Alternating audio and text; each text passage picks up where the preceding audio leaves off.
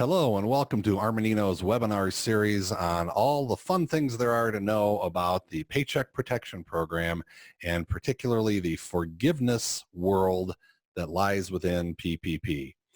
There is a ton to this act. We've been trying to kind of break it down piece by piece over the last few webinars.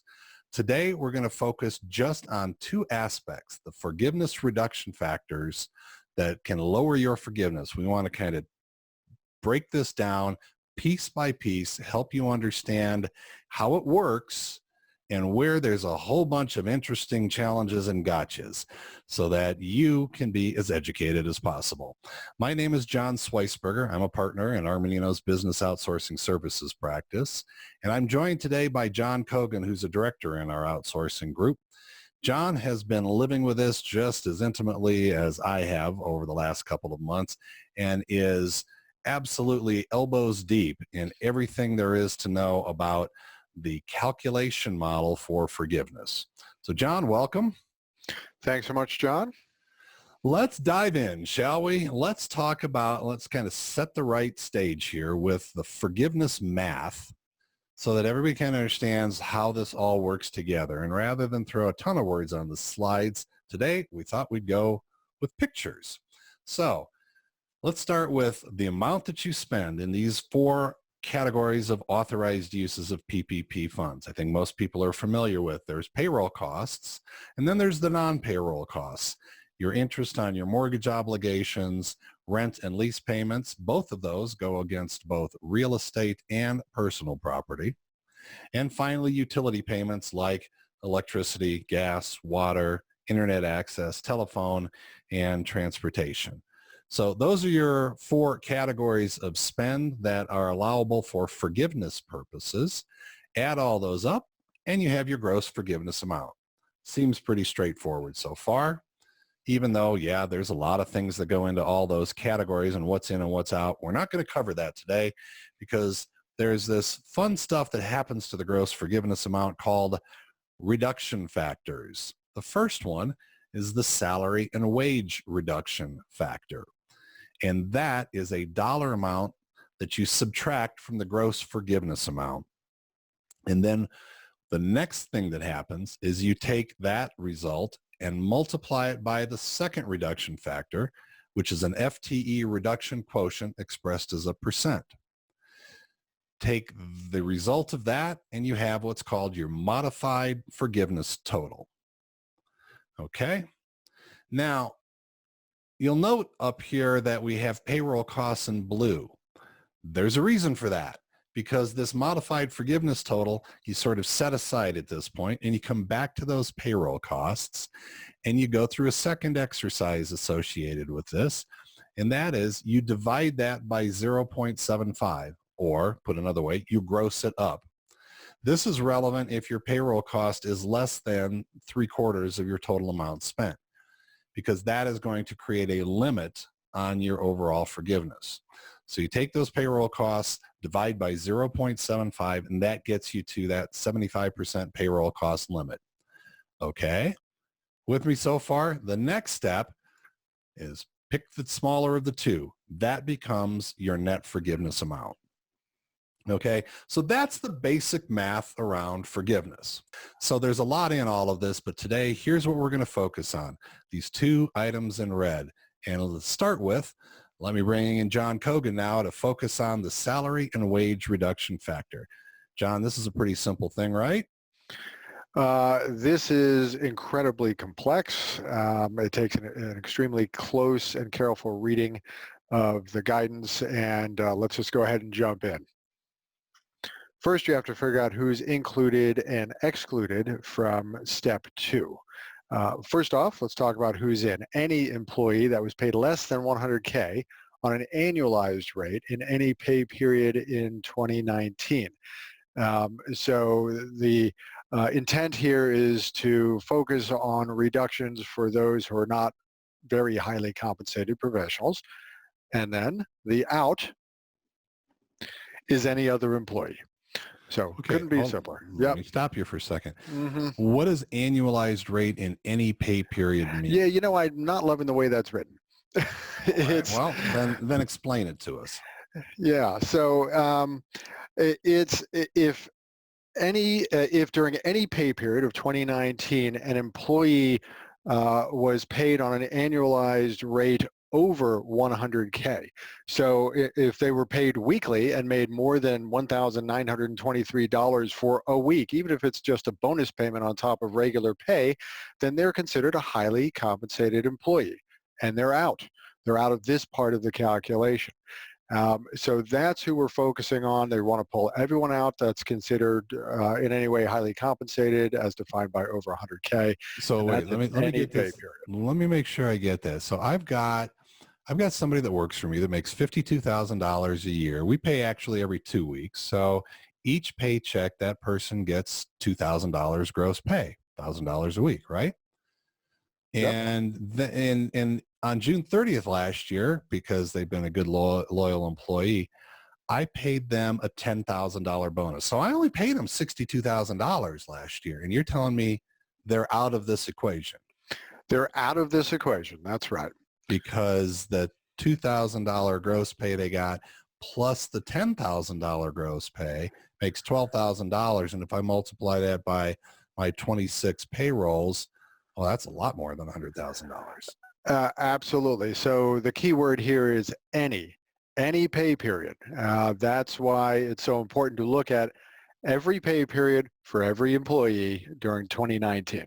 Wow. Okay. So if they're over that $100,000 in any pay period, they go into this box on the right. They are out, right?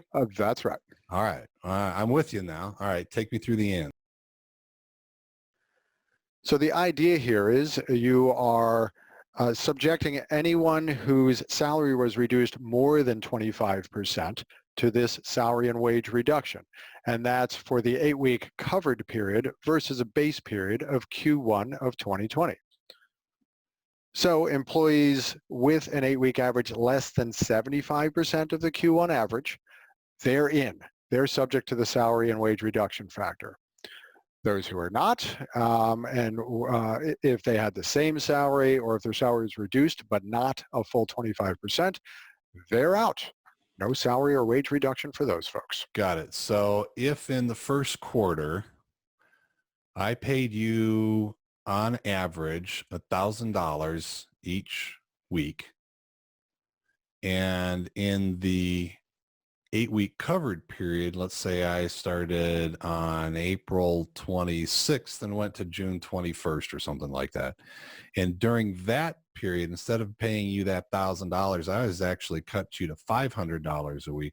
Then that'd be in the green box, right? That's exactly But right. if I cut you to $750 or $800, I'd be over in the red box. That's right. Got it. Okay. I'm with you. Should we move on? Let's keep on trucking. Let's go to the third step then, because I'm through the first two. All right. So next up, you're going to subtract the 8-week average from your calculated Q1 times 0.75 for each employee. Okay, I think I can get that. So back to my example, my Q1 average, I was paying you $1,000. 75% of that is $750. But during my 8-week covered period, I'd cut you to $500. Then I'm taking 750 minus 500, right? That's exactly right. All right, so that leaves me with $250. Okay, I'm staying with you here. All right. Then you need to define each employee's wage status as follows. Are they hourly? If they're hourly, then you multiply that resultant amount of their hourly wage, which we were actually just talking about salaried employees. So you do need to actually do math separately. It's the same steps, but against an hourly wage, like if they made $20 an hour, that would be their hourly wage. And the result of the math we just did for hourly employees, you would multiply that by 8 because you're essentially coming up with a weekly differential and multiplying it by 8 to cover your whole 8-week covered period. Okay, and hold on. I want to stop you there because we got to go step by step on this. Okay. I'm slow with math. So let me change my example then, because I was doing a salaried example. If we go hourly and I pay you $20 an hour in the first quarter, 75% of that's $15 an hour, right? Hmm. And I cut your pay to $10 an hour, then I have to take the $15 minus the $10 an hour. That's $5 an hour. And I multiply that by 8, and that gets me to $40. I'm confused. So that is your hourly delta taken on a weekly basis per hour. And Okay, so I have to get the hours into this calculation too. that's right. Oh, okay. Now I get why my head's exploding. Okay, No worries. So let's move on to the next step here. got it. Salaried people. All right. So salaried people, back to the salaried example that we were on a moment ago. Basically, we had an annualized reduction impact in their salary. So that annualized amount you divide by 52 to get a weekly reduction in their salary. And then you multiply that by 8 in order to cover the 8-week covered period for the spending of the funds. And then you sum that up for all of the salaried employees. Okay, so back to another numeric example. We'll keep it real simple. The salary is $52,000 a year. I divide that by, well, no, that's, let me get this a different way. Okay, so I was paying you $84,000 a year, $7,000 a month, and then I cut it to $52,000 a year. So I have to take the difference between the 84,000 times 0.75, whatever that number is, and then subtract 52,000 from that. That leaves me, let's just say $15,000, $16,000 to make it easy. That's my difference there. And then I have to divide that by 52 and then multiply by 8. That's right. That's exactly it. So what we're doing here, and let's just high level this. For both hourly and salaried folks, you're comparing the covered period average wage, whether it's hourly or on a salaried basis, against 75% of their Q1 average of their hourly wage or salary. And then you're determining what for the hourly folks would be an hourly amount, multiplying it by their average hours per week during actually the base period in this case, and then multiplying by 8 in order to cover the covered period. For salaried folks, you're just doing all of that except for the salaried amount. You're determining what their weekly reduction is, multiplying that by 8, and summing it up for the total of all salaried employees. Yes, it's crazy, wow. But in each case, remember you're allowed up to 25% reduction. Anything beyond that, that's what we're tracking here, and that's the basis for your salary reduction factor. All right, so I have to do what? I have to add these all together, right? Yep. You're adding all these together.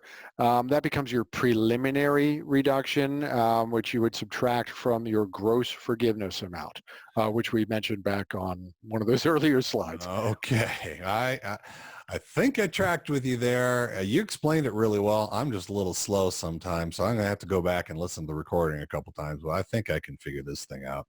Okay. So that's my salary and wage reduction factor, and I automatically apply that to my gross forgiveness amount, right? Yep. No. No. No. Oh, well, all right. The fun just keeps on growing here. Okay. Yes. Why do I not automatically apply that? So your salary and wage reduction actually then gets an FTE reduction factor that impacts it as well. So, okay, but before we get to that, didn't I read somewhere somebody told me about a safe harbor or something like that? Oh, yes, thank you. Sorry, there is a safe harbor. Great reminder. Okay, well, let's walk through that. That's right. So the safe harbor is calculated for each employee separately. Okay. So I got to go through every employee that had the reduction beyond 25%. I don't have to do it for everybody that's over 24, That's over right. 75, right? That's right. Okay, well, okay. So here we're seeing whether we can get out of applying that reduction factor from All those right, who so how would does be this impacted. work? Let's go to the big board here.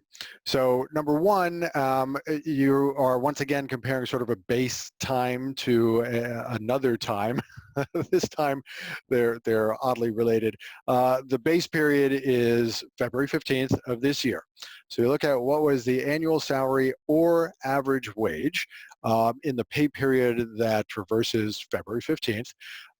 And you're comparing it to the average annual salary or the average hourly wage of February 15th to April 26th of 2020. And if your base period salary was bigger than the average of that 2.5 month chunk there, then essentially there's no safe harbor here. That's because you dropped wages, right? The 215 is the beginning, sort of the start of COVID. And if you dropped wages during the next 2.5 months, then they're saying, oops, you can't get out of the salary or wage reduction. So no safe harbor for you there. However, if you restore the salary or wage level to the initial level, February 15th, by June 30th, then safe harbor is available for you, except with an interesting exception. All right, so let me make sure I get this right. I was paying you $50,000 at an annual rate in February 15th. At March 15th, I cut that from 50,000 to 40,000, and I kept that all the way through this period here. So my average went from 50 to 40 halfway through. So that gets me to 45 on average, right? Sure. Okay. And if I keep you there all the way through June, I'm down in the red. But if before June 30th, maybe June 29th or May 31st, whenever, I raise you from 40 back up to 50, then I get to go into the green box, and I can take off this reduction nonsense we just went through in all those calculations. I just wipe that out for you. Is that right? Well, yeah, kind Okay. of. I'm taking a yes. I am putting money down on yes. That's great. So I've got to do that by June 30th. And if I don't, no safe harbor, right? That's right. Okay. Now you said there's something interesting about the dates. What pray tell might that be? Well, this only covers, this safe harbor is really for the period of February 15th through April 26th. So it's literally, this only covers the reduction for that 2.5 month period from that base of February 15th. But what if you reduce someone outside of that? And a lot of people who are late loan getters are going to be utilizing their PPP funds outside of that 215 to 426 window. Okay. So another example, because that's the only way I can think through this stuff. At February 15th, I was paying you $50,000 annualized, and I kept you there until I finally said, I just can't keep going, but I want to keep you employed because I know I've got some PPP money on the way.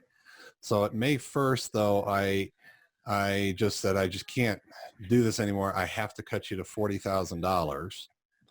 And on May 12th, I finally got funded with some PPP money. But I don't get a safe harbor even if I restore you to $50,000 because That's right. This outside, this only applies to the period from February 15th to April 26th, and any changes that happen after that is basically no safe harbor. The only way I get safe harbor is if I cut pay during this 2.5 month period and then restored it by June 30th. Otherwise, I got to go back to all that other calculation stuff we did a little bit ago, right? That is right. Wow. That is right. And just to provide a little context, I think that was based on when the first tranche of PPP, was rolling out. Then most folks would have fallen into this 215 to 426 box. But with the second tranche, many folks are falling outside entirely of that zone, and therefore you go back to the original salary and wage reduction that we went over on prior slides. Okay. Are we done with salary and wage reductions? Heck no. Oh, well, salary and wage. Salary and wage. Sorry. All right. Yes. Salary and wage. Yes. So let me take all that stuff we just covered, put it back into context. And we're talking about that box right there in the middle, salary and wage reduction expressed in dollars. And that comes off of the gross forgiveness amount.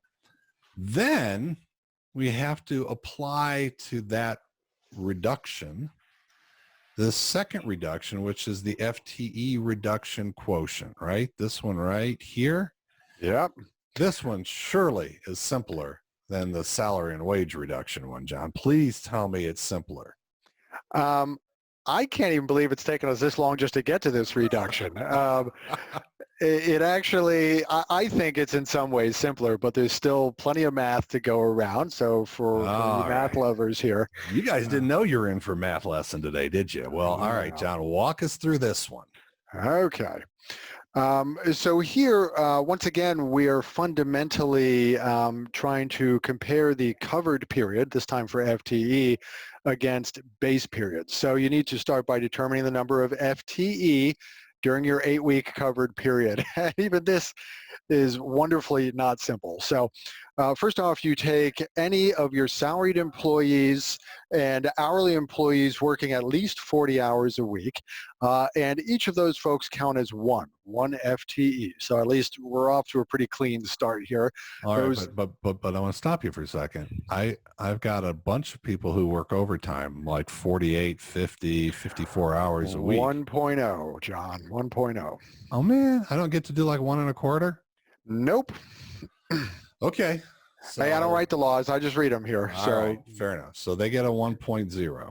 And so if I got 40 people that fall into this category, I have in my blue box 40 FTEs, right? That's right. Yep. Okay, so I can do that math. I'm good at anything times 1. Yes, so that's good. Then you get down to part-timers, whether they're part-time salaried or part-time hourly.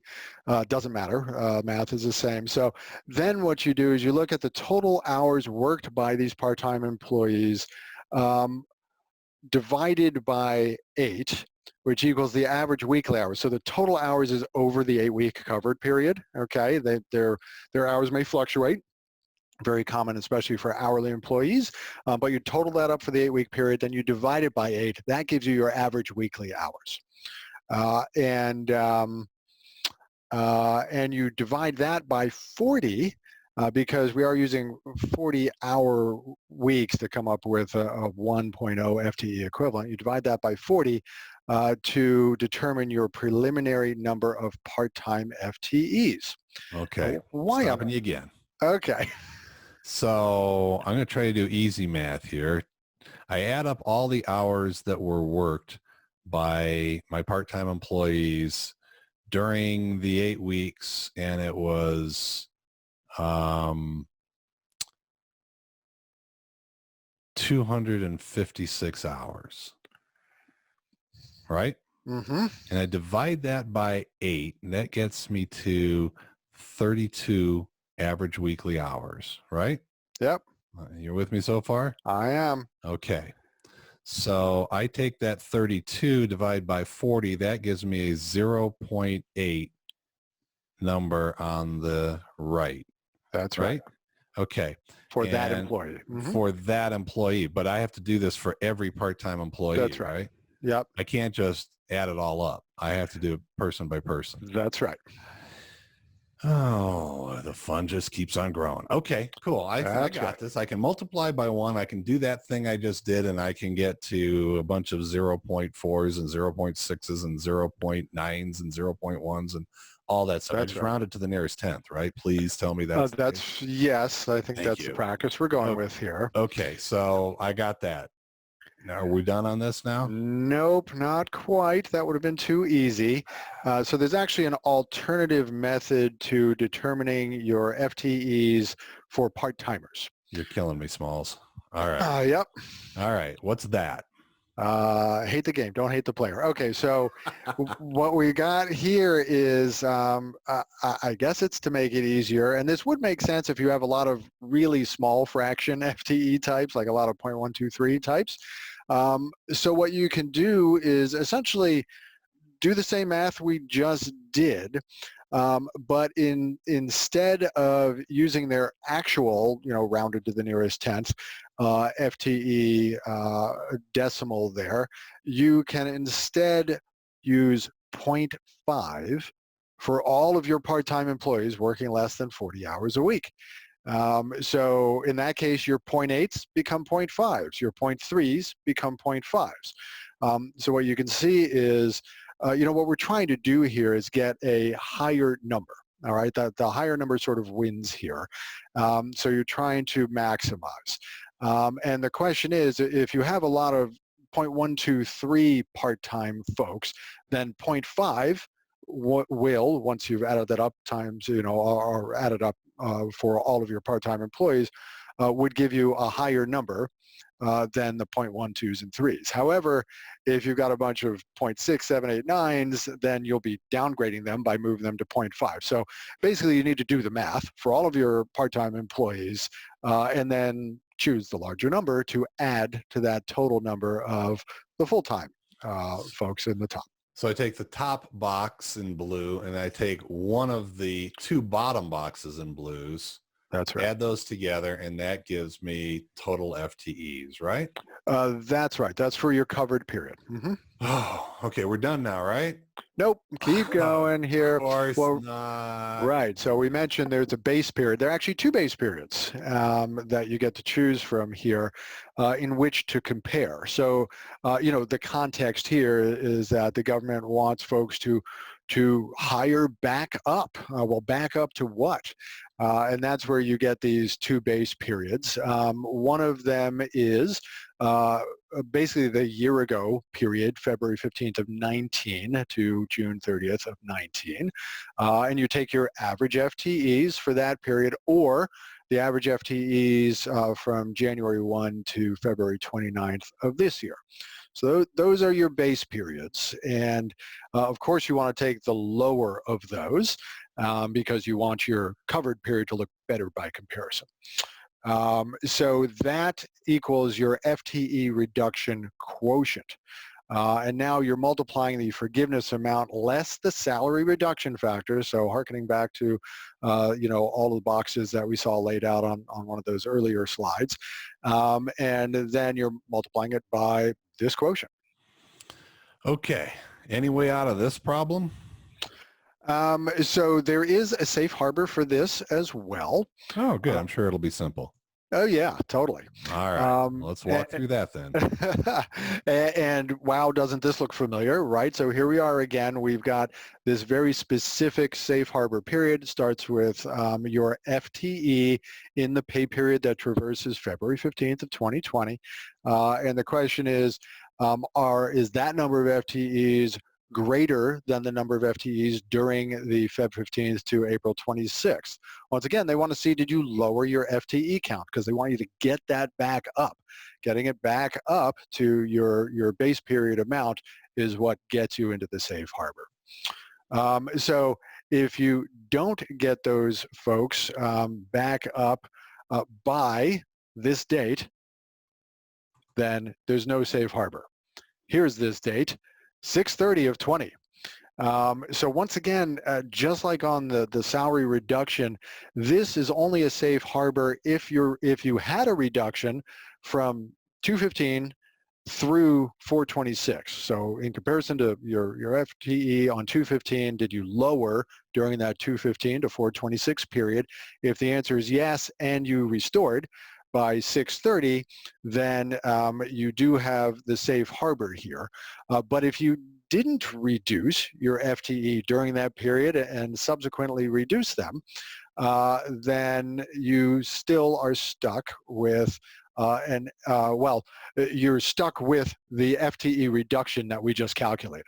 Okay, so I was at 100 employees at February 15th. I was still at 100 employees by the end of April, and then I figured I probably need to cut, and I cut to 80 employees at May 1st. Mhm.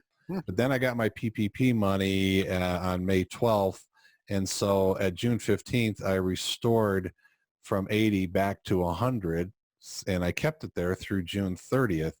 But you're telling me I do not get safe harbor for that. That's right, because I mean, it's just the way this was written. Your reduction came after April 26th, and therefore now you're stuck calculating your FTE for your covered period and comparing it to, the more favorable of your two base periods, and the math is what it is.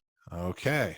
That's a really important thing to understand. Thank you for explaining that, John. I know it's easy to be a math teacher, particularly when you get to just like write all over the whiteboard, except for we didn't have a whiteboard. But I think you did a fantastic job on that, John. I really appreciate it. And I'm sure that through all of this, there are parts of it that are just absolutely as clear as mud. It is extraordinarily complex and some of the most tortured logic you may ever run into. We didn't write it. We're just trying to explain it. And if you say, you know what, I'm just going to throw up my hands and say, can somebody please do this for me? Because I'm just going to, kill myself if I have to keep trying to figure all this stuff out. It's very hard to program all this and sort through it. Can somebody do it for me? Yes, we can. So there's a couple of ways Armanino can help you on this. One is just during the covered period, which virtually everyone is in right now. If you want some help on understanding the best use of funds, possible forgiveness strategies, what's my future going to look like in Q3 or Q4? Should I try to use all of these funds now? When should I try to bring people back? What's all this look like? Can somebody help me with that? Yes, we can. We can absolutely do that. And or your choice, we can also help you prepare and submit your forgiveness application. All you have to do is prepare your supporting documentation, your payroll records, your 941s, your receipts and accounting records for your various non-payroll payments. Pull all that together, submit it to us. We'll take it from there. We'll get the right data into the right places. We've got it all modeled out. We can do all this for you. All you have to do is send us your documentation, and then we'll put all the right things into your application, route it back to you for you to certify and sign and get it off to your lender. Easy as pie. And here you can see, based on the size loan that you're dealing with, what the fixed price would be for that. For all details around that, I encourage you to visit the site that you see here, which is learn.armaninollp.com/SBA. And for all kinds of information about anything to do with the COVID-19 situation, I encourage you to visit our resource center, which is accessible directly from the homepage, armaninollp.com. And in here, you will find close to 200 articles that cover these 5 different categories, anything from cash management and liquidity through an extended period and how to manage that, to how to deal with your vendors and your staff, and how to work remotely and how to pull people back from working remotely, and what are the policies and rules you need to put around that, and specific things to any industry, in addition to all the things that we've been talking about here around government aid. Really encourage you to visit the COVID-19 Resource Center at armaninollp.com. John, thank you so much for joining me today. You did a great job, and I'm hoping that people understand a whole lot better just how tricky and how important these 2 reduction factors are. I hope so. It was my pleasure. Thank you very much. Tune in again next week for more interesting insights on forgiveness in the Paycheck Protection Program. Thank you very much.